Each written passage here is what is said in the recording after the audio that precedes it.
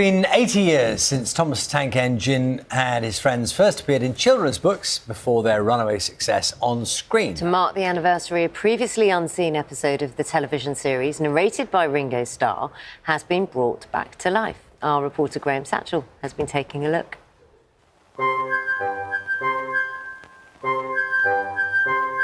Never-before-seen footage of the pilot episode of Thomas the Tank Engine. It was filmed in 1983, but only recently discovered in the archive. One day, Thomas was at the junction when Gordon shuffled in with some trucks. The unmistakable voice of the original narrator, Ringo Starr. Phew, remarked Thomas. What a funny smell. Right from the very beginning, we see Thomas as a slightly cheeky little engine, this time making fun of Gordon, the bigger, stronger tender engine. Do you know what I think it is? It's ditch water. Thomas the Tank Engine harked back to a time where politeness was expected, rules had to be followed, and naughtiness normally had consequences.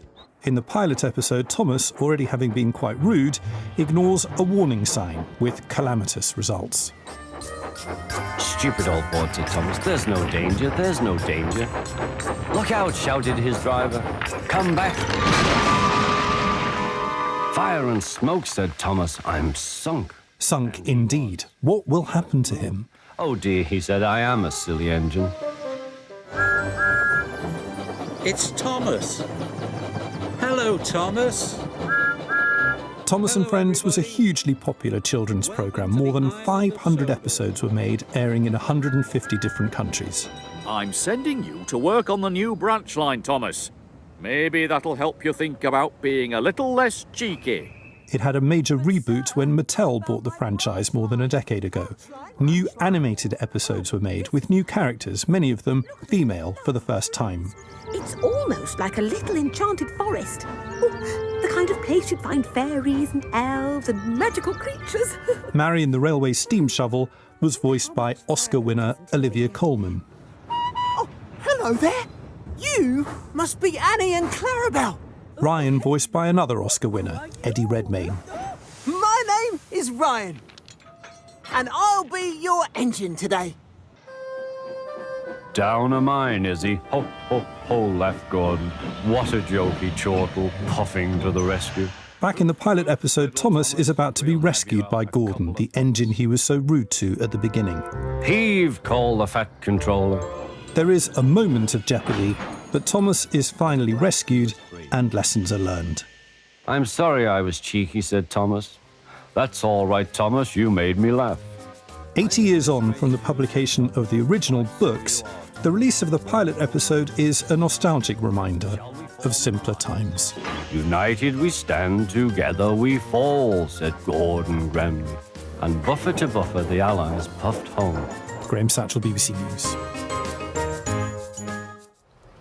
So, here in the studio, Mark Chambers, whose grandfather wrote the original Thomas the Tank Engine books. Ian McHugh is producer of Thomas Adventures on TV. Welcome to both of you. Thank you very much. Mark, for you, all of this is very personal, isn't it? Going right back. Take us to a place in time, your grandfather reading these stories to you. Yes, indeed. I have memories going back to very early days. I would think probably 5 years old. And him coming to stay with us at the family home in Devon. Can't remember the specific stories he would have read me, but he would bring out one of the volumes of stories that he'd written. And yes, it was a wonderful thing to have those stories read to me by him. And we're seeing a picture of him now. The stories obviously were already published at that point. They were already in the public absolutely. domain. By the time I was born, he'd completed all 26 books that he wrote initially. And then the TV series and everything that came after that was about a decade in the future. I'm going to ask the obvious question, but at age 5, you probably can't remember. Was he a good storyteller? I mean, I know he's written books that people have loved for generations. Yeah, no. But do you remember his voice? Could he deliver it? Yeah. Oh, absolutely, yeah. Not too many accents, but there was certainly emotion in the voice. And yes, it was a very special experience, even at that age.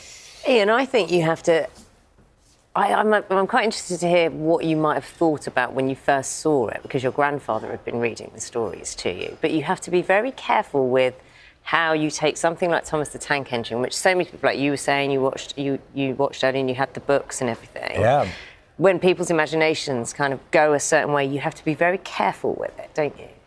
I think we have to remember where the story started from, and it really started from that love of trains. And I think the nice thing in today, people still love trains. Children still love trains. I go to my local train station and kids get excited, even though it's a modern electric train coming in, you know. I think people's love of trains, and I think whatever we do with the show, you know, because it evolves over the years, we always remember those sort of timeless stories and the good themes and messages behind them, friendship and teamwork, and you know, that's why we're celebrating 80 years of Thomas. It's still going strong to this day.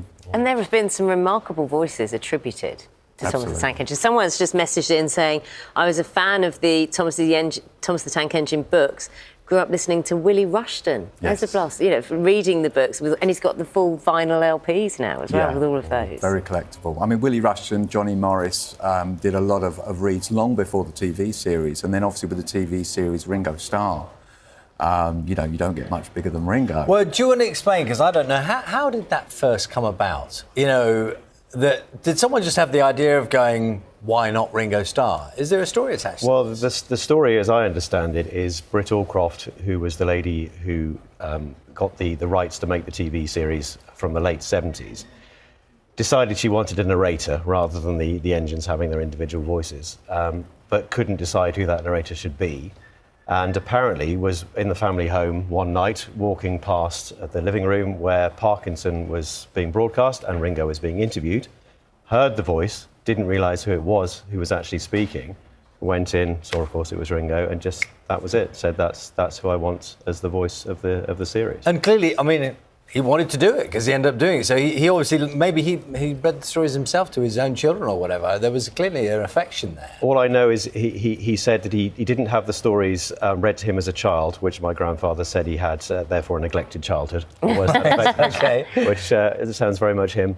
He then certainly went back and read the stories and was very complimentary about them. And clearly was interested enough that he was prepared to be involved, which is a lovely thing, because that's become, in its own way, very much as iconic as the stories, Ringo's narration. So true, isn't it? Because his voice on that series, I mean, it makes it very different, doesn't it? In the best possible way. Mm. I think a lot of people still think that Ringo narrates it today. I think it's become such an iconic voice that is attached to Thomas, but he only did the first two series.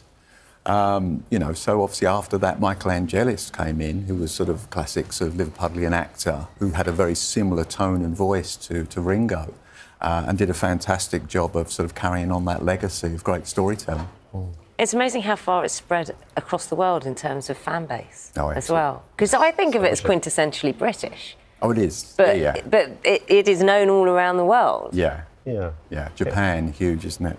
Yes, Huge in Japan. Huge in Japan. Absolutely. Yes, I mean, at its core, I think you're right. It is very much British, set in a golden age of the sort of 1940s and 50s on this mythical island, and yet there's something there that appeals to children, generations of children on a global basis, and it's astonishing and wonderful.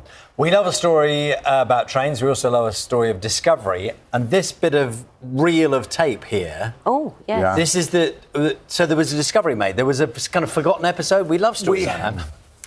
In 1983, so Britt Allcroft, as we'd mentioned, unfortunately Britt passed away last year, but she had gone to sort of Clearwater Films to create the first Thomas series, and they shot a test pilot to really sort of iron out all the kinks and stuff of how they're going to create the show. That was done. They created the first season. Thomas became sort of the huge show that everyone knows and loves, but the pilot was never seen again. And a couple of years ago, we sort of stumbled across some sort of archive footage and stuff that was in the Mattel archives, and we pulled it out to find out that this was, you know, the film cans of the pilot. We opened it up. I would have loved for it to have been the complete film, ready to go, but it wasn't. It was film trims. There were elastic bands wrapped around, and it was in a poor condition. You know, we had to do a lot of work restoring it. Not only that, this particular can that we've got with us contains some of Ringo Starr's very first voice recording back in 1983 for the pilot. So put that all together with the sound effects we also found. The one thing that was missing was music. So I sort of decided I didn't want to bring in any old composer to just put some music on the pilot. So we actually reached out to Mike O'Donnell, who was one of the original co-composers, you know, the classic theme that everyone knows and loves. And Mike was only too happy to come in and give us a really nice bespoke score, and it really just came together really well. We're very proud.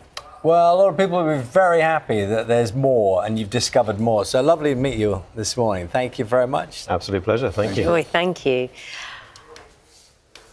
It's nice to have a bit of nostalgia. No, it is. It is. Straight away, I'm kind of going back into the stories. Very magical. Very magical. I was books.